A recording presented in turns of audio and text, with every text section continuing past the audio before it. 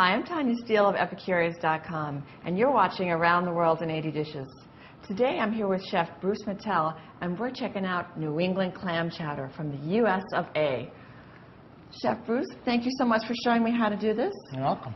Are you a clam chowder fan by any chance? You are? Any chowder fan. Oh, interesting. Okay, great. Well, show me what we do first.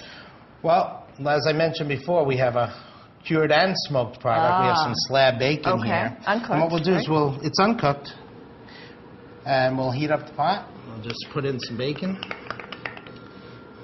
So and you want to render this. Now the pot is stainless steel pot. You want to have a pot that is fairly heavy gauged so that the bacon doesn't burn really quick or render too fast. You want to do this sort of on a moderate heat so that you allow all the fat to render before it browns, so you get enough fat out of the bacon. And when you're saying rendering, what you mean is that you're essentially cooking the fat out? Is right. That? Cooking the fat out, rendering the fat, melting the fat. I see. And at the same time that we melt the fat, we want to brown the bacon a little bit just to develop some of that flavor. Oh, okay.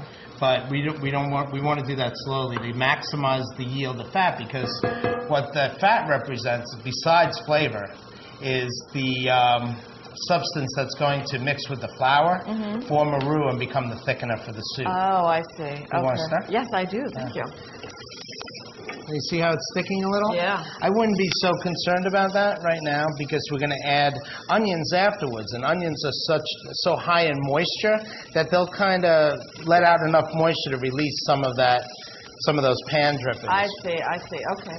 We don't cook it all the way through. We just cook it until it's slightly brown? Well, yeah, until it's slightly brown. The darker the bacon gets, it might become a little bitter. Oh, I see.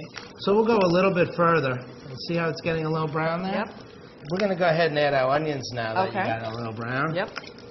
See how much fat release? Yeah. And you don't want to take that fat out. I know a lot of people immediately they see bacon fat and they want to take it out, but you need that fat to create the roux, which is going to thicken. I see. And those onions are medium diced, pretty much. And these are just regular onions? Either Spanish onions or yellow onions or white onions. You couldn't use Vidalia onions. You could. You could? You could, sure. They would work fine, too.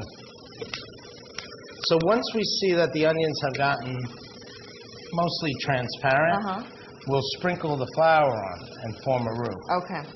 I'm going to add the flour now. Okay. And you could just stir that in. This is all-purpose flour. You can use whole wheat flour also. I would advise against a bread flour, which has a lot more gluten in it. But it could be used also. There you go. Yeah. Getting there. The flour, as you notice, got absorbed pretty much all the fat. Yeah. And when we add the liquid, we'll be able to incorporate this mixture into the liquid using a whisk, and it will not form lumps of flour because the flour has been mixed with the fat. I see. So what we're going to do now is we're going to swap. We're going to get rid of that spoon, and I'm going to give you a whisk. And I'm going to give you clam juice. Now this is canned clam juice. It is canned. Is okay to use? Canned is fine. We'll add a little first. Let's stir that in. And the reason why we're adding a little first is so that it doesn't get all messy and you're able to incorporate the roux into it. And then we'll add the remaining amount. Okay. It's just a little easier to work with. Now, see how thick that is? Yeah. That's because we didn't add all the liquid. Okay. So we're going to add the rest of the liquid now. So while you are whisking away, I'm going to dump out the water from these potatoes. I cut the potatoes in advance and we keep them in water. And are these regular Idaho? These are regular russet potatoes, but you could use a Yukon Gold potato, which is very flavorful. Yeah. But a potato that's pretty high in starch. I see. Okay, great. Okay, once we bring that to a simmer, which it is, we're going to add the potatoes. And we're going to add some nicely fresh chopped thyme. Now, could you use fresh thyme?